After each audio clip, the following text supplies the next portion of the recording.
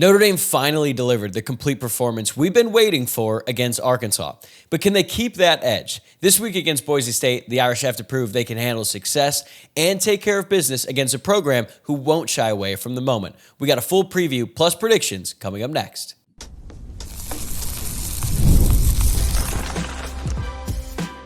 You are Locked On Irish, your daily podcast on the Notre Dame Fighting Irish. Part of the Locked On Podcast Network, your team every day. Hey, what's going on and welcome in. This is Locked On Irish, your daily Notre Dame podcast. My name is Tyler Wojciak and I'm the host. I graduated from Notre Dame in 2018. Now I'm a producer at Fox Sports and I've been covering the Irish for the past 5 seasons. It is great to have you here with me on Wednesday, October 1st, and thank you for getting your day and your month started right here by making this your first watch or listen of the day. This episode is brought to you by FanDuel. Right now, new customers can bet just $5, and if your bet wins, you'll get $300 in bonus bets to use across the app. Download the app today.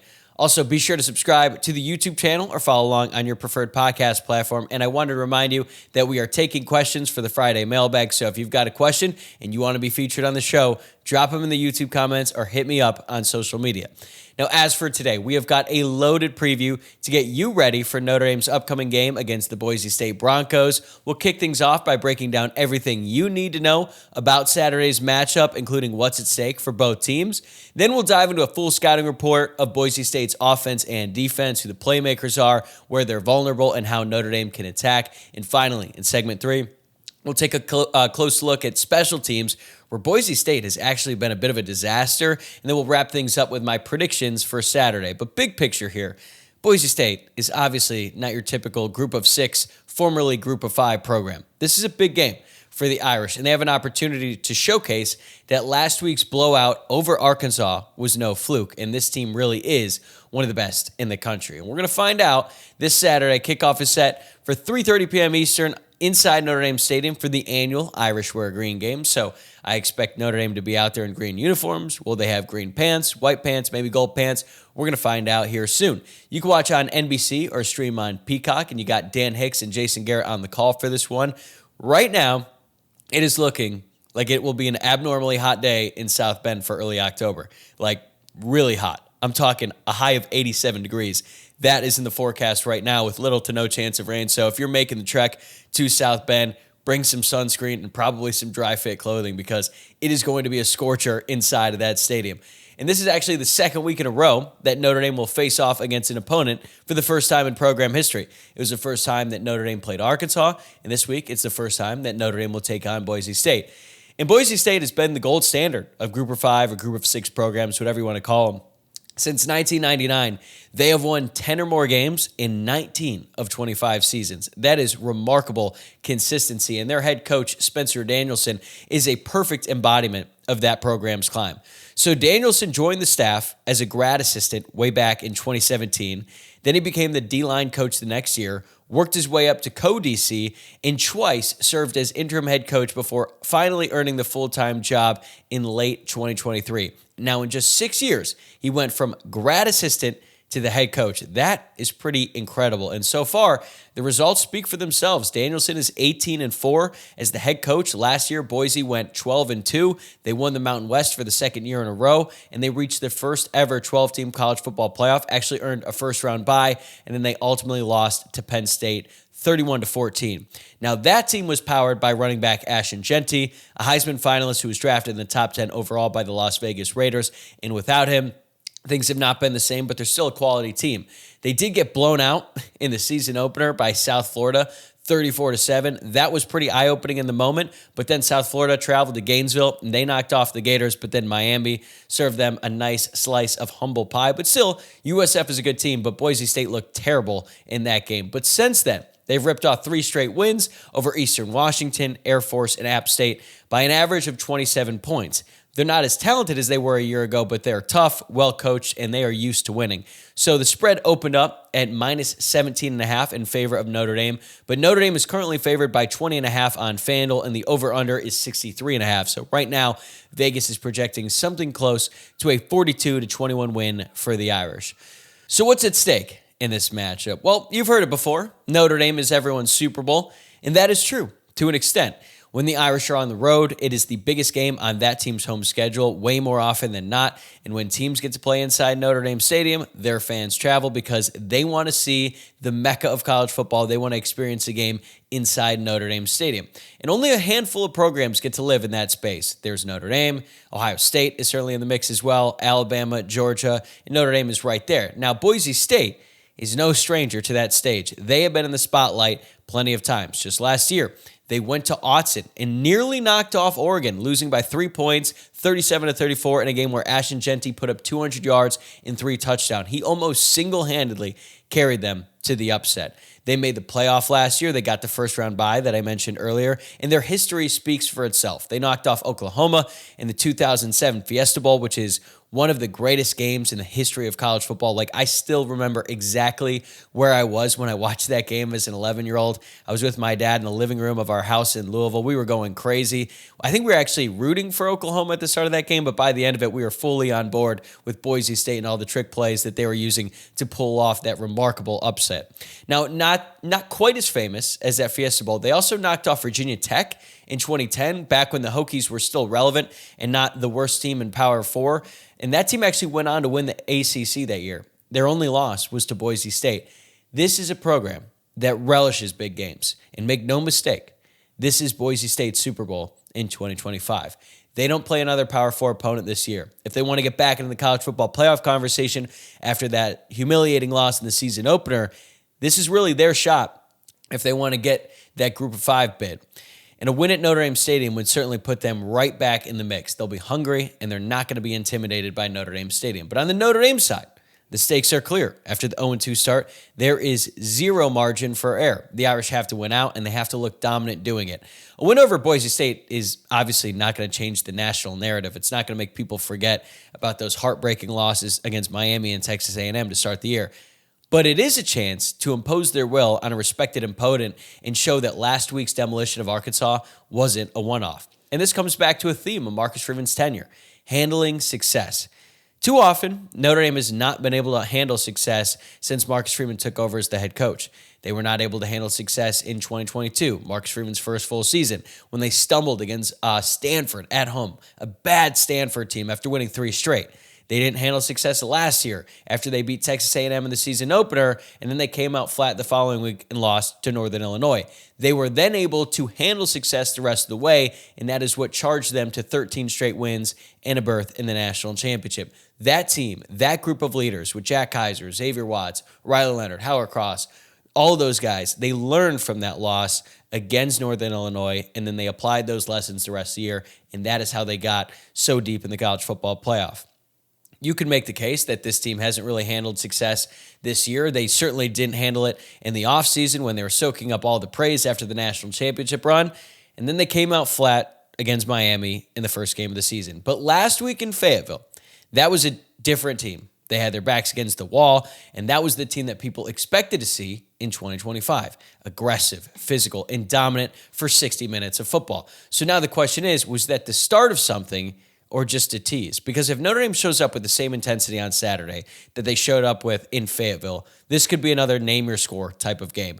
But if they don't, and they let Boise hang around a little bit, things could get uncomfortable in the second half. This is about proving that the performance against Arkansas was not an outlier.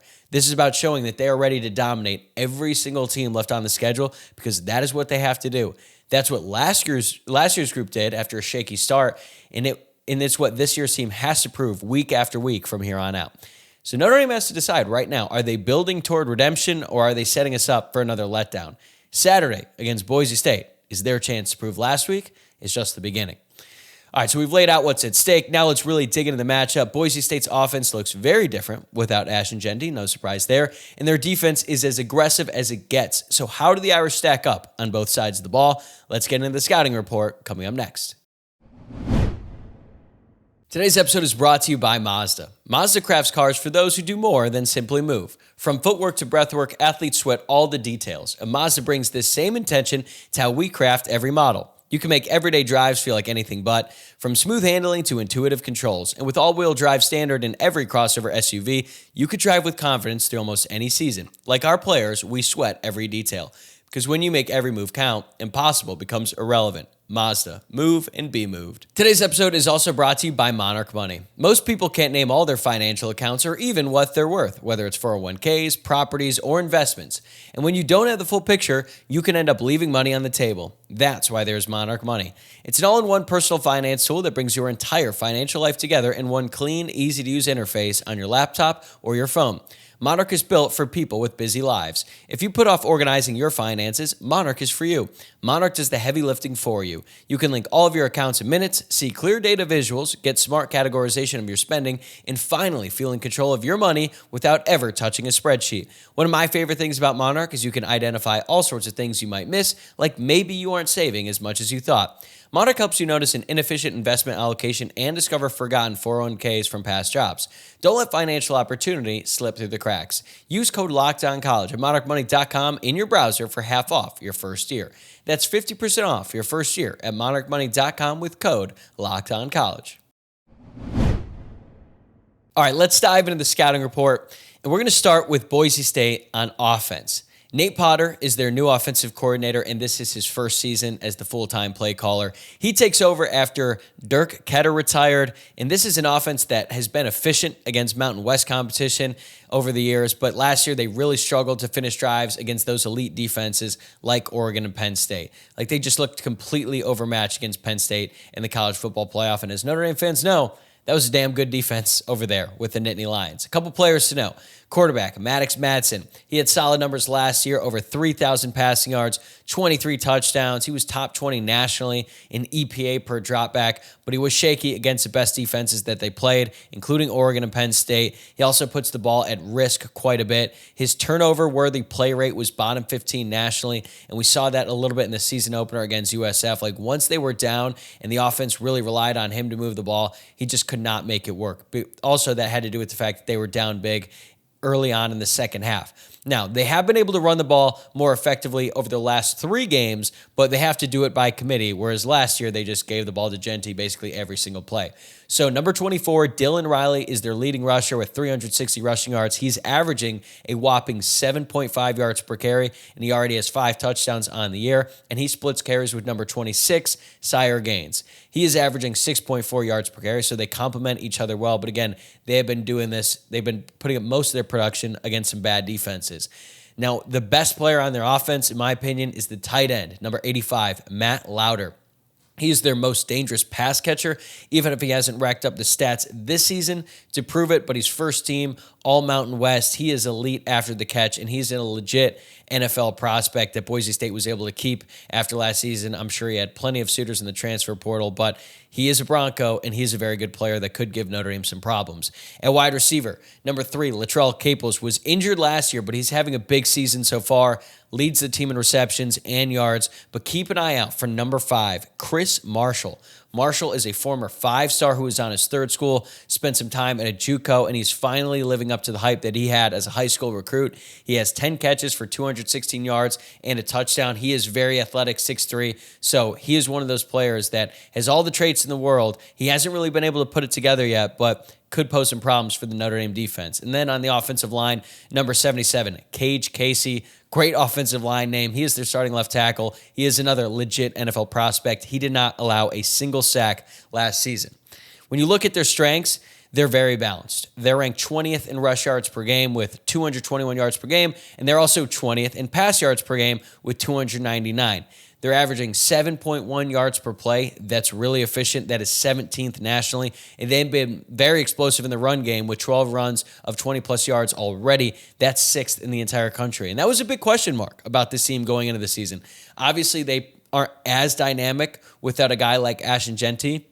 And he was the only player that was really able to generate explosives for them last year. So there's a lot of questions about how are they going to get big chunk plays? Is it going to be Madsen? Well, so far, they've just relied on that running back committee, and they've had some big plays in different spots this year.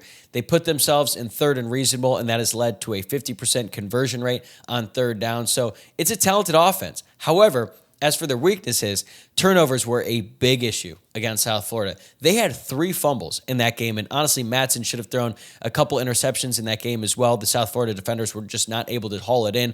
But then you look at how he did last year. Madsen threw 3 interceptions against Penn State in the college football playoff. He threw 6 on the season, 3 in one game against one of the best defenses that they played all year.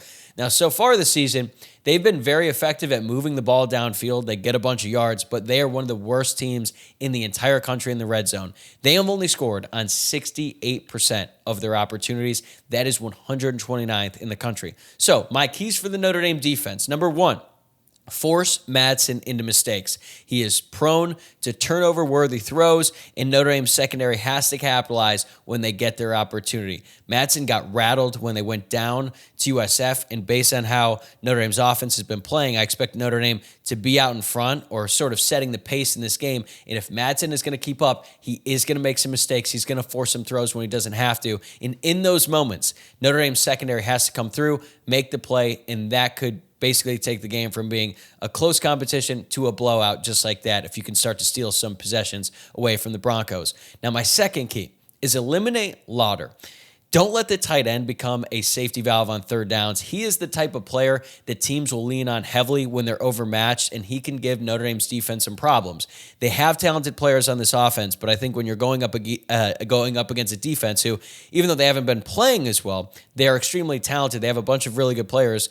Then I think you rely on your best player. It kind of reminds me back in 2019 when Notre Dame was facing Georgia. Like, that offense was pretty limited. They had Cole Kmet, they had Chase Claypool on the outside, but they didn't have any single running back that could scare you. Well, Notre Dame's offensive game plan in that game was give Cole Kmet the ball, and they did. They force-fed him early and often. He had a huge game, and at one point it looked like he was the best player on the field going up against a defense on Georgia that had a bunch of future pros. So I would not be surprised if Boise State tried to employ a similar tactic going up against Notre Dame, where they're clearly outmatched in terms of talent, but they do have one guy that can sort of hang with all the other talented players on the Notre Dame defense. And finally, Notre Dame's defense has to limit explosives. Considering how poor they've been in the red zone, make Boise State earn it. Notre Dame got better against Arkansas at limiting the big plays, but they still gave up 11 big plays technically. Arkansas had 5 passes that went over 15 yards, but their longest was 33. You can live with that, but they still need to tighten up a little bit. They cannot be allowing some of those chunk plays down the field in the passing game.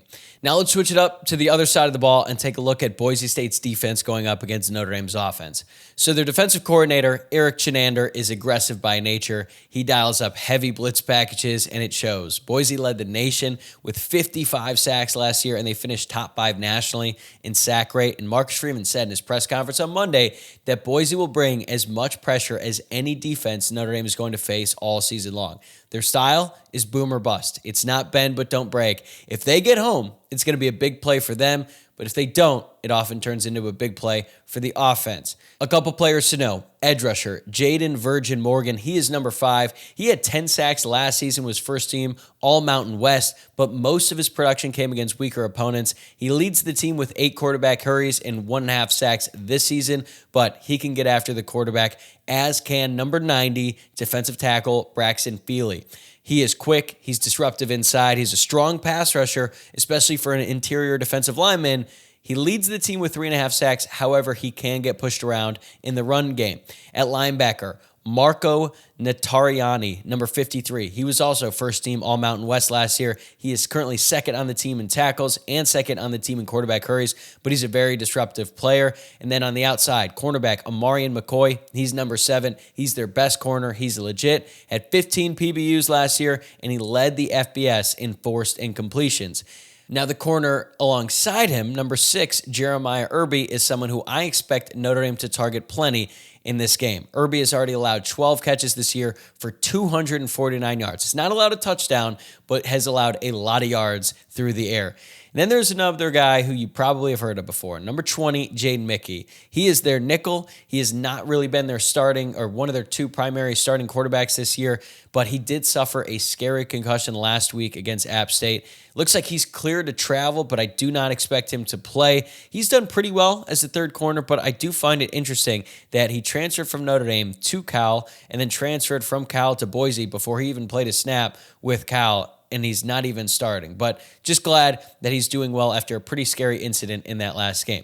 Then at safety, Ty Benefield, number 0. He is an absolute playmaker, leads the team with 33 tackles, and leads the team with tackles for loss with 5 as a safety. That's really impressive. You don't see that very often, and they just love to use him as a blitzer. He can also be beaten, though, in coverage. Teams have targeted him 10 times, and he's given up 8 receptions for 91 yards and 2 touchdowns. Their strengths as a unit, creating havoc. When you blitz that much, you should be able to create some havoc. They do give up a lot of yards through the air and on the ground, but they also have 5 interceptions already and 2 fumbles recovered.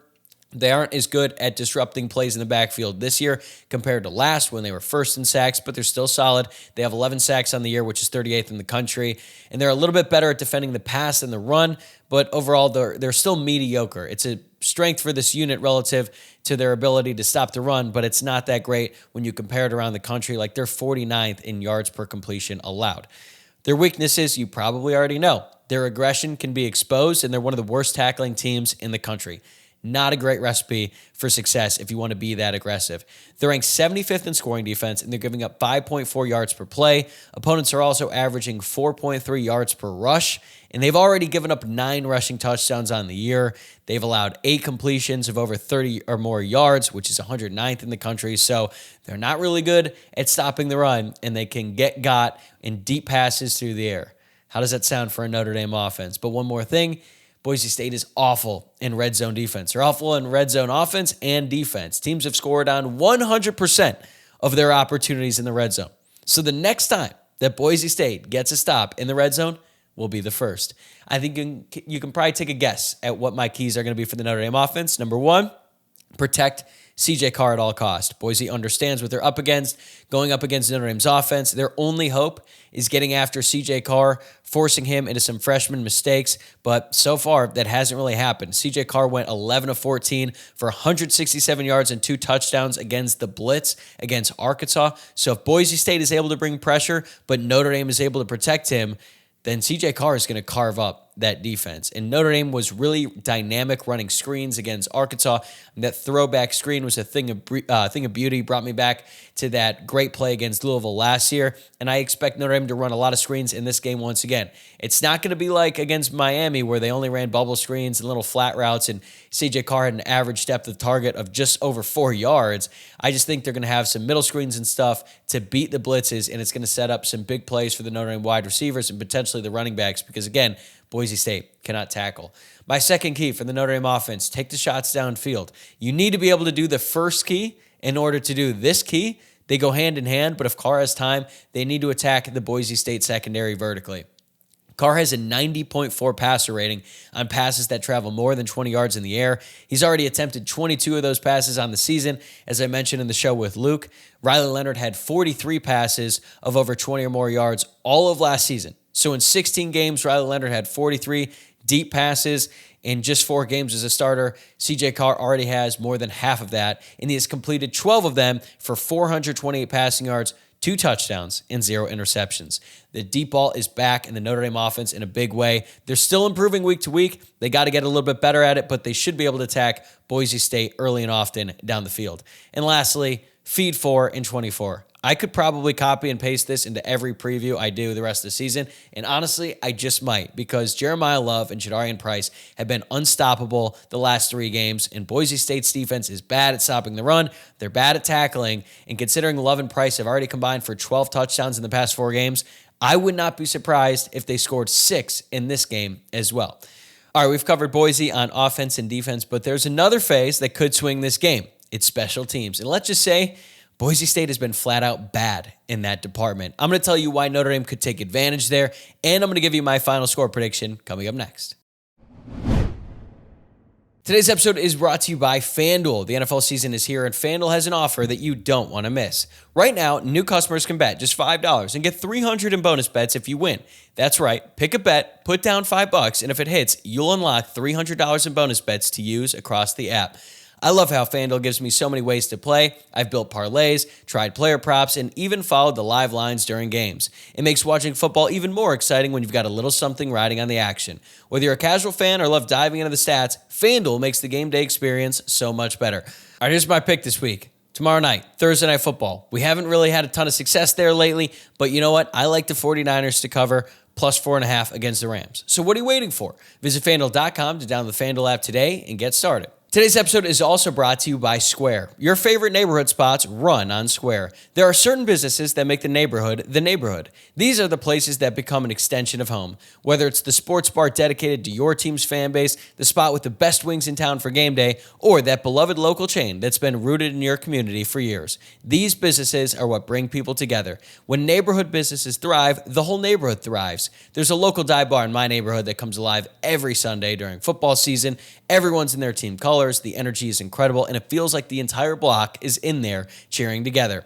Those local spots are what make the neighborhood feel like home, and so many of them run on Square. Square is a proud partner of more than 4 million neighborhood businesses around the world. You can go to square.com/go/lockedoncollege to learn more, but before you do, go support your favorite neighborhood spot. You'll be happy you did. Square, see you in the neighborhood. If there's one area that has held Boise State back the past couple of years, it's special teams. And their biggest issue has been the coverage units. They gave up both a punt return touchdown and a kick return touchdown last season, and they consistently allowed chunk yardage. Opponents were averaging 15 yards per punt return against them. I feel like that's unheard of in modern college football, right? Like, guys rarely get that kind of returns consistently on punt return. It feels like 90% of the time they just fair catch it, and if they don't, they just get lit up. But not against Boise State. They ranked 124th nationally in punt return defense, and they were nearly 100th in average kick return yardage allowed. And it's not like they offset it with their own return game. They were at the bottom in both punt return and kickoff return. They did have one kick return for a touchdown against Utah State, but other than that, they were terrible. And so far this season, they have not been much better. They've already had one kick blocked on them this season. They have improved on kick coverage a little bit, only because 26 of 28 of their kickoffs have been touchbacks. USF ran this awesome fake punt against them in that season opener. It was a touchdown, and it was really simple. The punter just got the ball, and it wasn't even the punter. They brought in the backup quarterback. Nobody on Boise State noticed. Guy just caught it, turned, threw the ball to the gunner who was wide open. He caught it downfield, made a move on the return man, and walked into the end zone. They're also 131st out of 134 teams in punt return defense this year. They have not given up a punt return touchdown yet, but teams are averaging 26 yards per return. They haven't had as many opportunities as last year, but still, when you give up 15 yards per return last year and you're already giving up 26 yards per return this year, that is a disgrace, and I'm telling you, special teams is going to have a big impact on this game for Notre Dame. They have been the opposite of dynamic in the kickoff return game for Boise State. They're currently ranked 125th in kick return yards and 99th in punt return yards. So it's been more of the same in that department. They have a new kicker this year, Colton Boomer. Great name for a kicker, although he has not been that great for Boise. So when he was a freshman at USF, he was really, really good, but since then it's been downhill. He was 13 of 21 as a sophomore, and then 3 of 6 last year before he lost his job. This year, he's 2 of 3 on field goal attempts, and they've also tried out their freshman Cannon Moore. He's 1 of 2 this season. Their punter is okay. He's like mediocre at best. They're 59th in net punting through 4 games.